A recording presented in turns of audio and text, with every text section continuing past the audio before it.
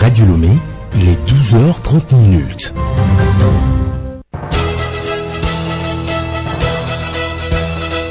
Le journal Hélène Assabi.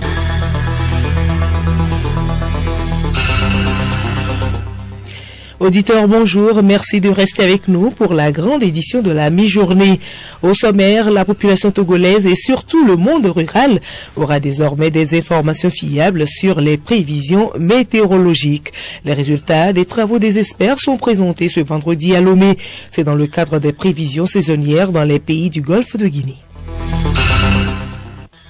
Les gares routières improvisées se multiplient le long des voies, surtout dans le Grand Lomé. Qu'est-ce qui pousse les conducteurs à créer ces lieux de transport? Les raisons dans ce journal. Et puis sport football, la 3e division nationale de football s'ouvre en France au week-end. 32 clubs répartis en 4 poules prennent la ligne de départ pour la montée en 2e division.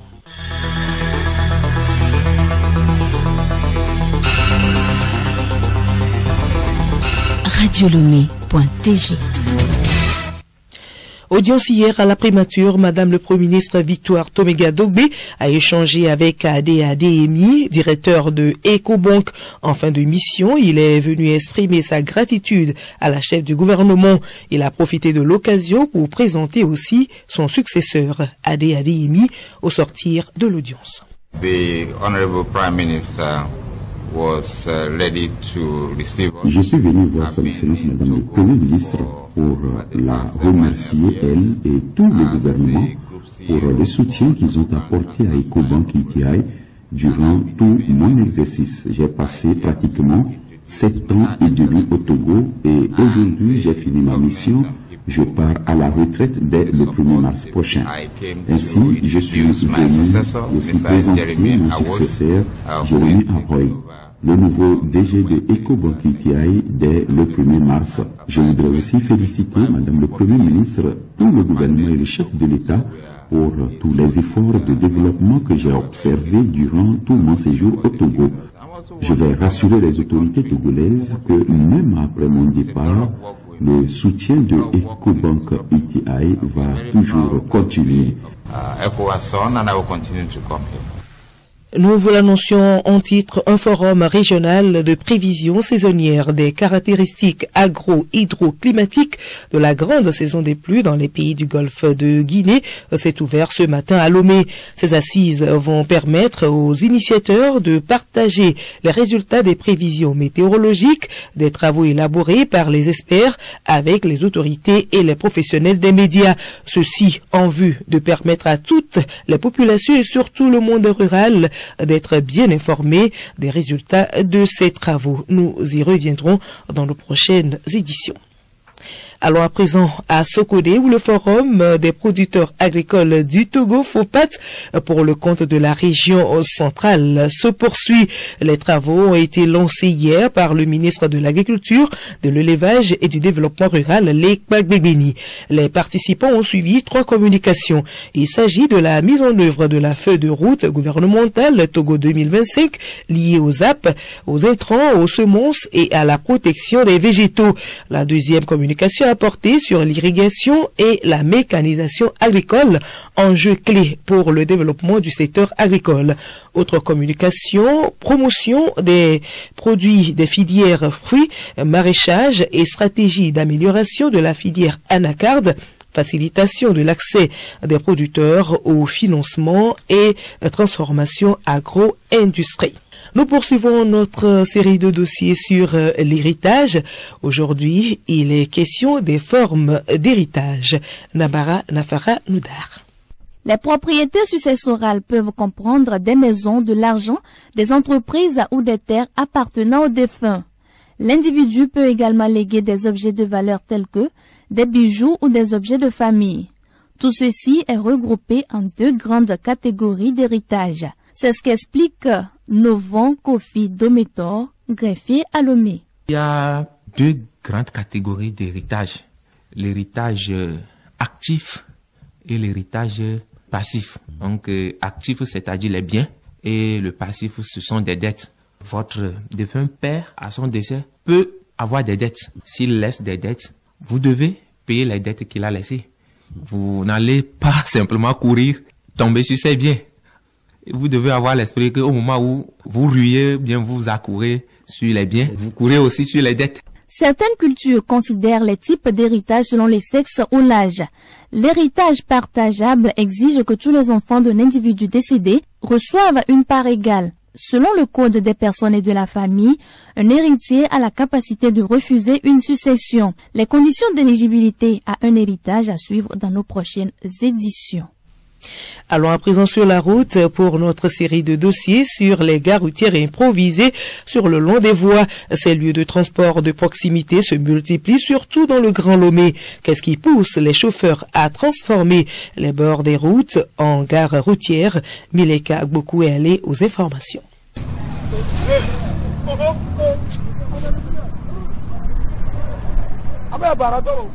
Nombreux sont des conducteurs de véhicules de transport qui longent les voies en quête de passagers. Ils stationnent ainsi à des endroits où les voies sont dégagées, le plus souvent les grands carrefours. Certains conducteurs chargent leur syndicat des gares routières officielles.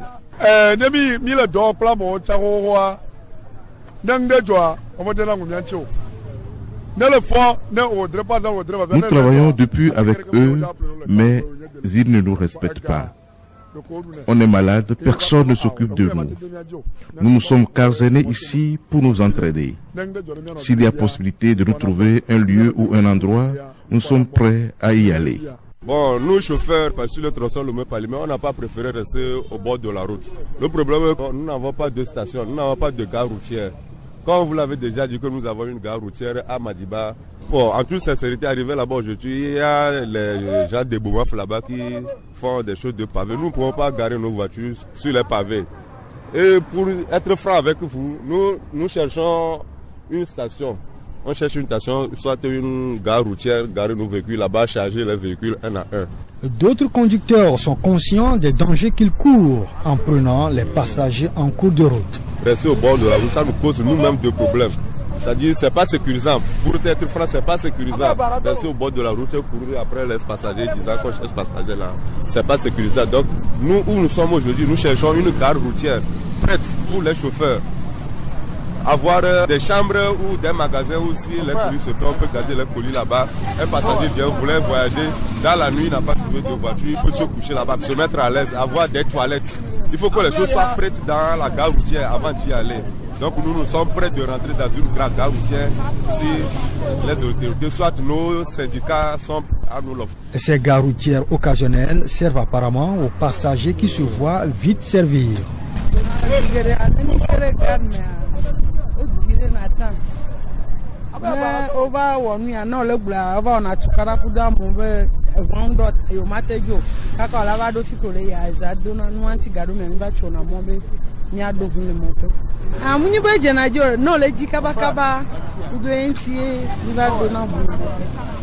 Nombreux sont les passagers qui ignorent l'importance d'un billet d'embarquement qu'on obtient à la gare routière officielle. Ce sera le prochain volet. Merci à vous, Mileka Agbokou. Autre sujet dans ce journal, les membres du Forum international des ambassadeurs du développement sont en convention depuis hier à Lomé. La rencontre vise à éduquer les participants à la santé. Compte rendu par Com Johnson. Pendant 3 jours, les communications seront axées sur la santé, apprendre à boire de l'eau et à manger librement.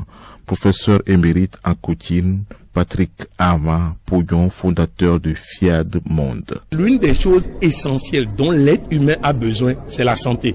C'est tellement banal la santé, mais on a tellement compliqué les choses qu'on a du mal à avoir la santé. Nous voulons décoloniser les esprits afin que les uns et les autres aient la santé, puisque tout le reste, réussite de vie, bonheur conjugal, tout le reste vient lorsqu'on a d'abord la santé. Voilà pourquoi nous avons voulu commencer ce genre de conférence au Togo par la santé. À la fin de cette convention, nous espérons que les amis participants vont apprendre à boire de l'eau, vont apprendre à manger, vont apprendre à parler pour avoir la santé. Au fait, la santé est un phénomène banal. Nous voulons que les uns et les autres apprennent à terroriser la maladie en ayant les bonnes pratiques et les bonnes habitudes. Créé en 1995, FIAD, le Forum international des ambassadeurs du développement, embrasse plusieurs domaines, notamment celui de la santé. Claudine Asiba Akapo, coach et présidente de FIAD Togo.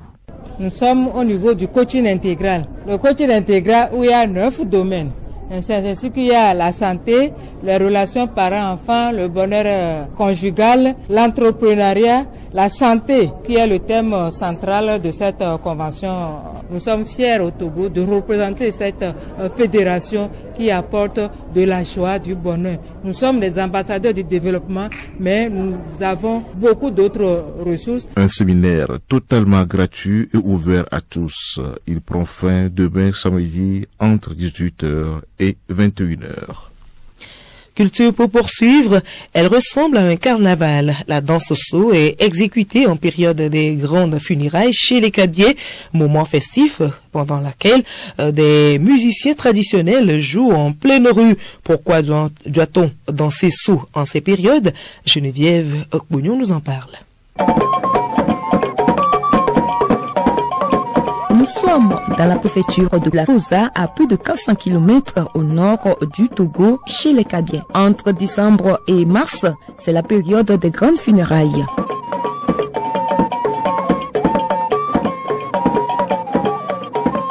Regroupés autour des musiciens traditionnels d'instruments locaux, cascagnettes, flûtes, tambours, corps, hommes, femmes, enfants se travertissent avec jupe, perruque, saupoudrée de talc de la tête aux pieds dans ce saut. Joël Sodillo, notable à la main.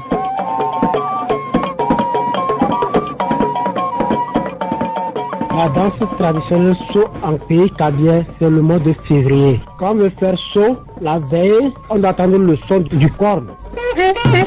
Et tout le monde va savoir qu'il y a quelque chose qui se passe dans telle maison. Déjà à 4 heures, le son de corps encore va répéter. Et tout le monde saura qu'il y a quelque chose et que tout le monde se dirige vers là. À 14 heures, on démarre saut. Moment fort de cette danse, des jeux de pièces d'argent, de billets de banque et des bonbons aux meilleurs danseurs. Pour le peuple kabyais, les funérailles sont un moment d'honorer les parents défunts. Retrouvons Joël Sodillo.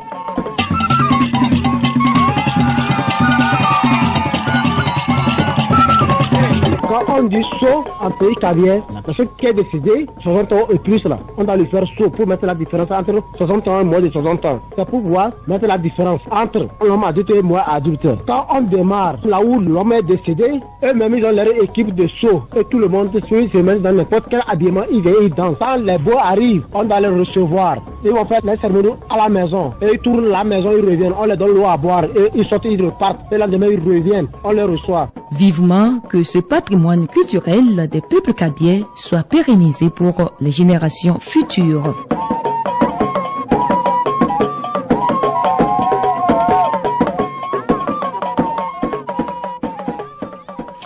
Et Geneviève Pognon, aujourd'hui c'est vendredi et dans l'agenda culturel, vous nous parlez d'une rencontre littéraire, de la photographie, de la fête du cinéma francophone et du concert de l'artiste togolais Amen Viana.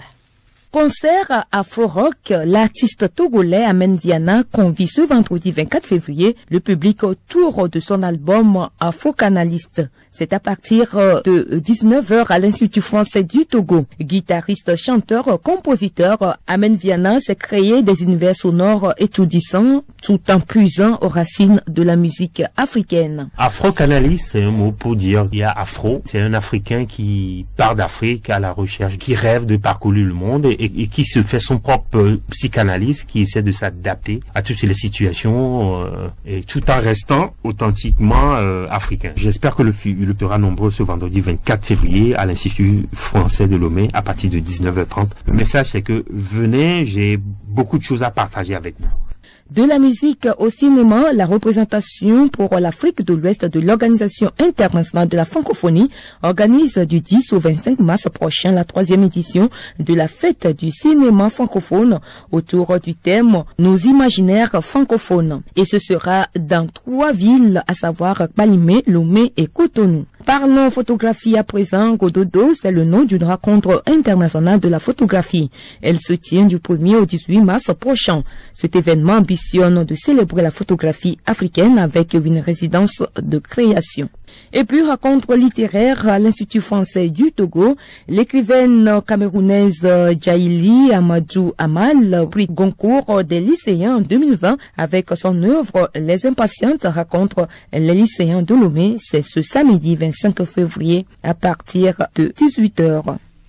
Sport pour terminer, après la trêve, les pensionnaires de la première division refoulent les pelouses ce week-end pour le compte de la 18e journée. Le point avec Edo Assignon.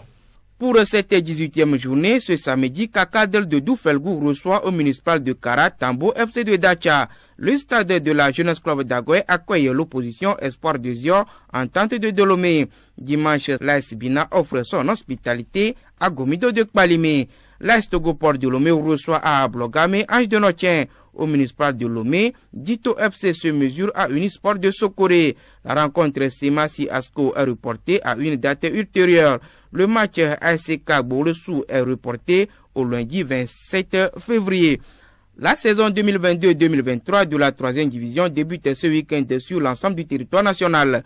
Ce samedi, dans le groupe A, Asfosa de Lomé dans son entrée reçoit Étoile Polaire d'Agoé. Ignace FC de Lomé sera aux prises avec Académie Liberty sur le terrain d'Abodrafort. Sur le terrain IFAD d'Adjido Gomé, Lions de Romario joue Carmel FC. Juventus de Batomé et Unes s'affrontent sur le terrain franciscain d'Adjido Gomé. Toujours ce samedi dans la poule B, US Gléi reçoit au municipal d'Atakpamé Atlantique FC.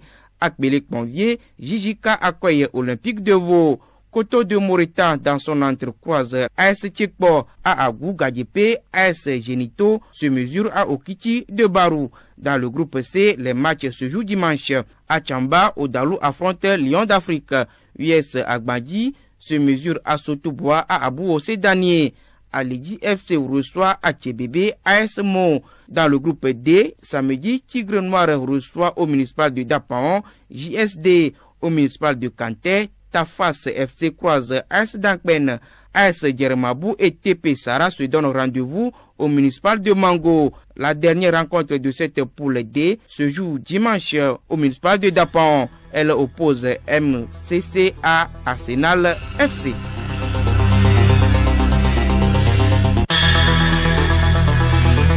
Voilà, ainsi se referme ce journal. Retenez pour l'essentiel que la population togolaise et surtout le monde rural aura désormais des informations fiables sur les prévisions météorologiques. Les résultats des travaux des experts sont présentés ce vendredi à Lomé. C'est dans le cadre des prévisions saisonnières dans les pays du Golfe de Guinée.